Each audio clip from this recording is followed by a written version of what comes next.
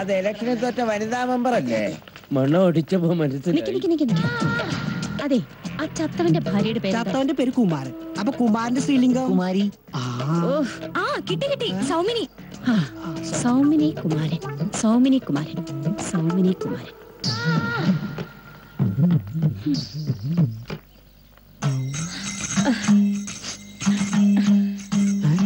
ചത്തവനെ കുട്ടിയുണ്ടാവില്ല. ചത്തോന് കുട്ടികളുണ്ടാവില്ല, ചാവണേക്ക് മുമ്പുണ്ടായിട്ടുണ്ടാവും. അതെ അതെ, അതിന് സംശയമില്ല. അയ്യോ, എന്നാലും എന്റെ സൗമിനി, നിനക്ക് ഈഗതി വന്നല്ലോ. എനിക്കിത് സഹിക്കാൻ വയ്യേ. നിന്റെ കുമാരൻ എന്തിനീ പണി ചെയ്തു? എന്നാലും അവനൊന്ന് ഓർക്കായിരുന്നു, ഒരു കൊച്ചുണ്ടെന്ന കാര്യമെങ്കിലും. അയ്യോ,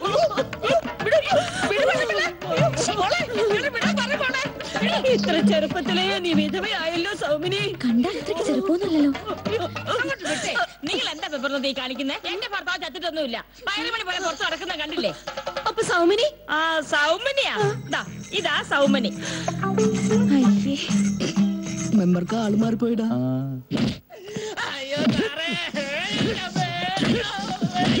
സത്യം പറയടാ, ഈ സ്ത്രീയുടെ മാല നീ മോഷ്ടിച്ചോ? എടുത്തിട്ടില്ലല്ലേ? എന്താടാ നിങ്ങൾ കള്ളന്മാരല്ല കാണാപ്പാടം പഠിച്ചു വെച്ചിരിക്കുന്നത്? എടുത്തിട്ടില്ല, കണ്ടിട്ടില്ല. ഒരു ചേഞ്ചിലെങ്കിലും മാറ്റി പറയടാ. ഞങ്ങളുടെ നിഘണ്ടുവിലില്ല സാർ അത്. നിന്റെ നിഘണ്ടു ഇന്ന് ഞാൻ കീറും. സത്യം പറ, ഇവൻ നിങ്ങളുടെ മാല മോഷ്ടിച്ചു എന്നുള്ളത് ശരിക്കും സത്യമാണോ? സത്യമാണോ സാറേ? ശരിയെങ്കിൽ സംഭവം ഒന്ന് ശരിക്കും വിശദീകരിച്ചേ. ഞാൻ ബസ്സിൽ കയറിയപ്പോ എന്റെ പുറകിൽ നിന്നും തോളിലൂടെ കൈയിട്ടു. 5 മിനിറ്റ് കഴിഞ്ഞപ്പോ മാലയും പൊട്ടിച്ച് ഓടിക്കളഞ്ഞു സാറേ. നിങ്ങളെ തോളിലൂടെ കൈയിട്ട സമയത്ത് അവന്റെ കൈയും പിടിച്ചു വെച്ചിട്ട് നാട്ടുകാരെ കൂവി വിളിക്കാൻ പാടില്ലായിരുന്നു. അതിന് ഞാൻ അറിഞ്ഞു സാറേ, തോളി കൈയിട്ടത് മാല പൊട്ടിക്കാനാണ്.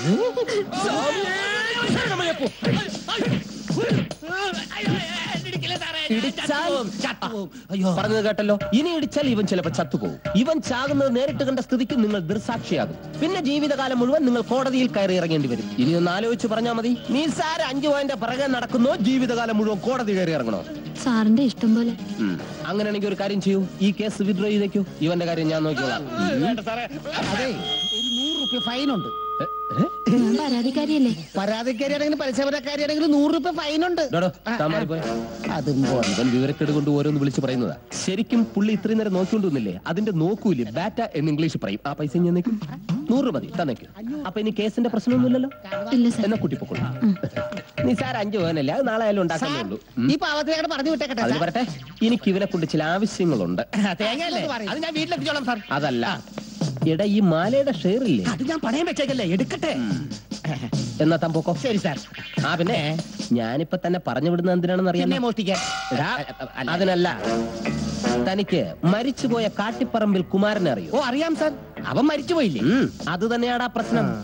അവന്റെ ശവം എങ്ങനെയെങ്കിലും ഒന്ന് കണ്ടുപിടിക്കണം. താൻ പുറത്തൊക്കെ ഇങ്ങനെ മോഷ്ടിക്കാൻ നടക്കുന്നതല്ലേ? എവിടെയാണ് കിടക്കുന്നതെന്ന് തേടിപ്പിടിച്ച് എന്റെ കൈ കൊണ്ട് തന്നു കഴിഞ്ഞാൽ എനിക്ക് അഭിമാനിക്കാം, നിനക്ക് ഉപകാരമുണ്ട്. സാറേ, അങ്ങനെയാണെങ്കിൽ സാറിന്റെ യൂണിഫോം ഒന്ന് എനിക്ക് കടന്നു തരൂ. അതെന്തിനാ? അതായത് ഒരു പോലീസുകാരന് കള്ളനാവണമെങ്കിൽ യൂണിഫോമിന്റെ ആവശ്യമില്ല. പക്ഷേ ഒരു കള്ളന് പോലീസുകാരനാവണമെങ്കിൽ യൂണിഫോം കൂടിയേ തീരൂ സാർ. അണ്ടർസ്റ്റാൻഡ്? നിനക്ക് യൂണിഫോം വേണോ? വേണ്ട സാർ, ഞാൻ മഫ്തി കണ്ടുപിടിച്ചോളാം. എന്നാ കേട്ടോ. സാർ, എന്താ കുമാരന്റെ ശവം കണ്ടുപിടിക്കുന്ന കാര്യം എന്തായി? സത്യം പറഞ്ഞ രാവിലെ മുതൽ ഞാൻ കണ്ടുപിടിക്കാൻ തുടങ്ങിയതാ, ഇതുവരെ കിട്ടിയിട്ടില്ല. എത്രയും പെട്ടെന്ന് വേണം സാർ. എത്രയും പെട്ടെന്ന് വേണമെങ്കിൽ ഈ ശവം ഇരിക്കുന്ന സ്ഥലം പറ, ഞാൻ പോയി എടുത്തോണ്ട് വരാം. അതുമല്ലെങ്കിൽ വല്ല സൂപ്പർ മാർക്കറ്റിൽ കിട്ടുമെങ്കിൽ അത് പറ, ഞാൻ പോയി വാങ്ങിച്ചുകൊണ്ട് തരാം. ഇവിടെ എന്റെ അവസ്ഥ മനസ്സിലാക്ക്. ഈ വിഷയം ഇത്ര ലഘുവായിട്ട് കാണരുത്. ഇവിടെ തനിക്കറിയോ, ഈ സ്റ്റേഷനിൽ ആകെ 2 പേരേ ഉള്ളൂ. രാത്രിയിൽ ഒരാളെ ഉള്ളൂ ഡ്യൂട്ടിക്ക്. എങ്ങോട്ടെങ്കിലും നമുക്ക് അത്യാവശ്യത്തിന് പുറത്തോട്ട് പോകണമെങ്കിൽ ഈ സ്റ്റേഷൻ പൂട്ടിയിട്ടിട്ട് വേണം പോകാൻ. പിന്നെ തനിക്കറിയോ, ദാ ഇപ്പൊ ഇവിടുന്ന് ഇറങ്ങി പോയില്ലേ, അവനോട് വരെ ആ ശവം എവിടെയെങ്കിലും ഉണ്ടെങ്കിൽ തേടി പിടിച്ചു കൊണ്ടുവരാൻ ഞാൻ അപേക്ഷിച്ചിരിക്കുകയാണ്. ഇപ്പൊ ഇറങ്ങിപ്പോയവൻ കള്ളനല്ലേ? തെണ്ടിത്തരം പറയരുത്. കള്ളനോ? ഇടോ, അവൻ മുമ്പ് പോലീസിലായിരുന്നു, ഇപ്പൊ രാജിവെച്ച് കള്ളനായതല്ലേ? അതൊന്നും ഞങ്ങളുടെ വിഷയമല്ല.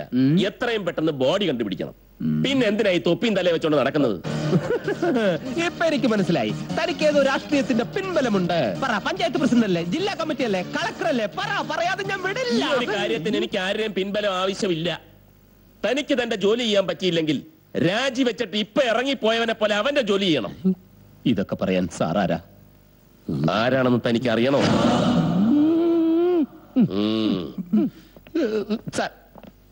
ആരാന്ന് പറഞ്ഞില്ല. ഞാൻ ആരാണെന്ന് തനിക്ക് അറിഞ്ഞേ പറ്റൂ. ശരി. സാർ ആരാണെന്ന് പറഞ്ഞു? ആരാ?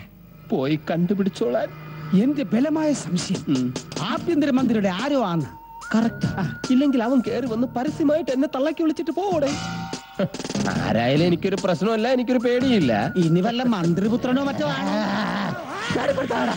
എനിക്ക് ജീവിക്കാൻ കഴിയും.